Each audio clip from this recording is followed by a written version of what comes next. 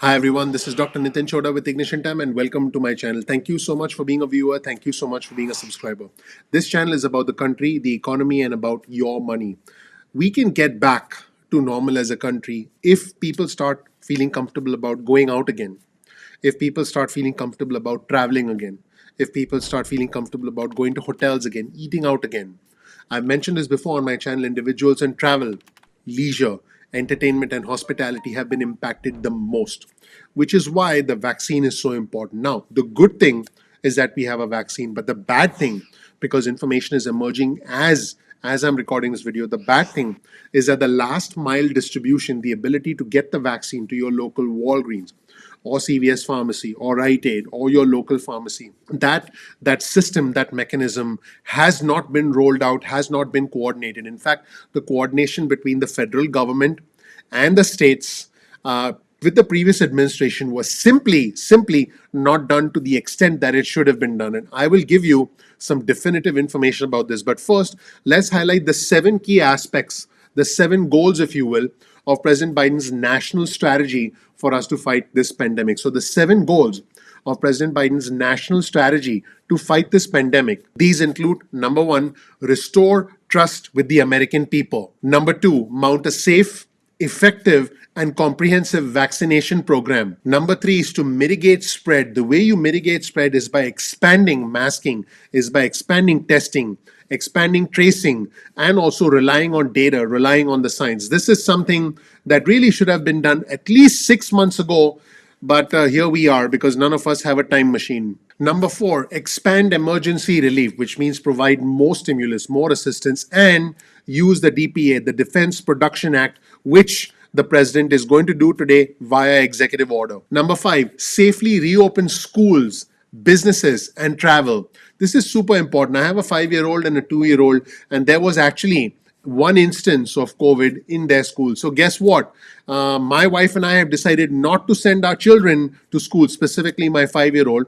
And now I'm lucky I have my in laws who stay less than a couple miles away. And so we drop them off, and my wife can do her thing and I can do my thing. Now, not everyone has that luxury. Let's get back to point number five: safely reopen schools, businesses, and travel. Number six, this is important: protect those who are most at risk and advance equity. What that means is individuals who are most at risk, individuals like my mother who lives with me, she is 75 years old. She's most at risk. So protect those who are most at risk by making sure they don't get exposed, by making sure they get the vaccine first, because now individuals over the age of 65 are being prioritized. My mother, I submitted my mother's application. We're still waiting to hear back as to when she can go ahead and get the vaccine. And advance equity, this is important because you want everyone to get the vaccine equally. You don't want individuals who are wealthier or individuals who have more access to healthcare to get the vaccine relative to individuals who are poor or relative to individuals who are African American or Hispanic who simply don't have the access to healthcare. So being able to reach out to them and provide them with the access is super important. And number seven, restore US leadership globally. There are other countries in other parts of the world that simply lack leadership. They don't have access to the vaccine, and they simply are not able to give the vaccine to their citizens who need it the most. I do believe we need to sort out our problems first at home, but at some point we need to be able to lead globally and help the rest of the world, because the rest of the world does look up to America. Now, speaking of the rest of the world and speaking of trying to manage things nationally, it's very clear that the distribution of the vaccine nationally has seen significant challenges. I'm about to show you a clip from CNBC that was reported earlier today, where CNBC talks about the challenges associated with the distribution of the vaccine at a local level. In other words, your local Rite Aid, your local CVS pharmacy, or your local Walgreens, and how the last mile delivery, in other words, getting the vaccine from the pharmaceutical companies that manufacture the vaccine right to your local pharmacy so you can go get a shot. That is the thing that is important, and that is a thing that unfortunately has not been figured out so far. Let's take a look at this segment this morning from CNBC. And then also focusing on safely reopening schools, businesses, and travel, ensuring equity. And then finally, of course, with the news that Dr. Fauci spoke to the World Health Organization today, restoring U.S. leadership globally.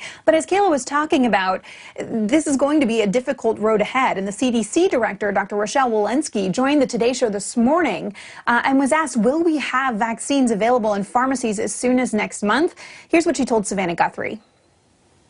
I'm going to tell you the truth here. I don't think late February we're going to have vaccine in every pharmacy in this country. We said 100 million doses and 100 million in the first 100 days, and we're going to stick to that plan. But I also want to be very cognizant of the fact that after 100 days, there are still a lot of Americans who need vaccine. And so we have our pedal to the metal to make sure that we can get as much vaccine out there.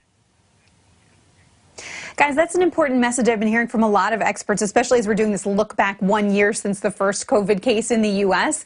If we get 100 million Americans with at least one shot in the first 100 days, that's still less than half the population that's going to be protected as of May. So there's going to be a long way to go after that, guys.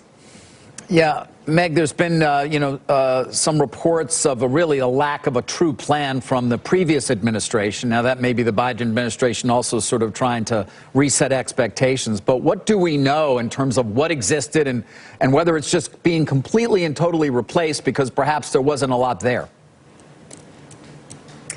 What we know is that the health department, Health Secretary Alex Azar, the former health secretary, has talked about working with states, but the communications we've been hearing from the Biden team have been a lot more hands-on. As part of this program they've outlined today, each state will have a liaison following a plan that they saw work during Hurricane Sandy, actually knowing who to talk with, who to help troubleshoot issues.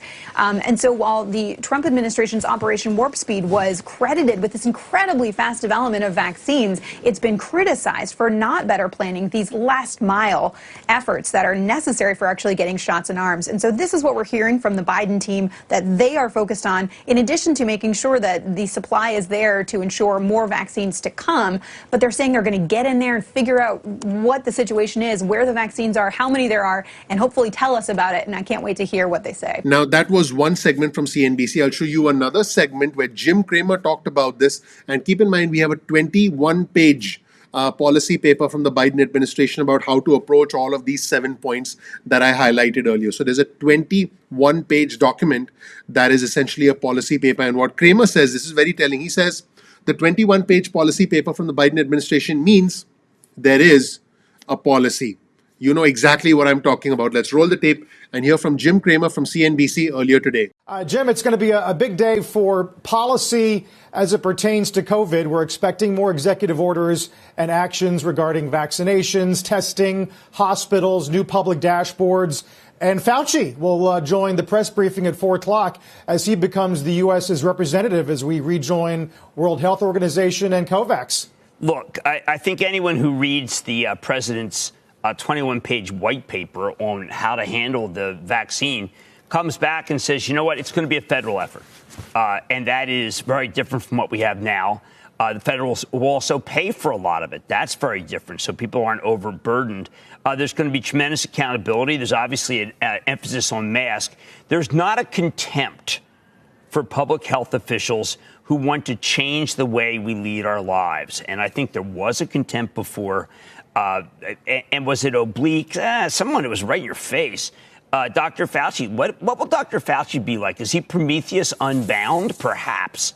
But without a doubt, when you read the policy paper, you realize something, Carl, that's incredible. There's a policy. Jim, does that mean the market is bracing for more restrictions, lockdowns, borders, limitations on economic activity, or is this about solving the larger problem and hopefully coming out brighter on the other side? I think it's the latter, Carl. I would point out that the great question mark in this country is, do you take the vaccine? And if you want to, can you get it? So 2 question marks. This white paper and President Biden's view are about solving those 2 questions. And if you solve those 2 questions, then you're going to have more economic activity rather than less. Again, I want to talk about the idea Warp Speed worked, but what didn't work was this incredible morass about getting the vaccines to you. And also, of course, the idea of, do we have J&J, do we not? There is absolutely under President Trump, there was something that almost no one understood. David, I like the idea that there's even public-private partnership. But it's the attitude, David. It's the attitude that maybe we need to be bow down to the disease a little more in order to beat it. How about that? Now you're probably wondering, why did it take so long? Well, I'm with you. Yeah, I'm wondering why it took so long as well. It's we live in unbelievable times. Hopefully, we have a predictable and a coordinated response between the federal government and states which desperately need help. What did Kramer say about this? He said there was no plan in the past because people were too scared of being ridiculed by Donald Trump to even say anything.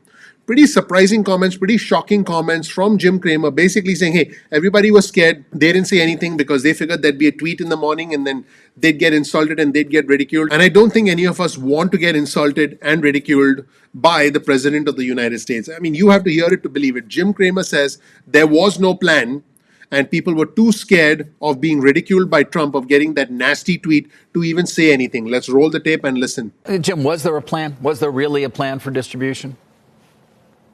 What, under President Trump? Correct. Well, there were multiple plans, and that meant that there were no plan.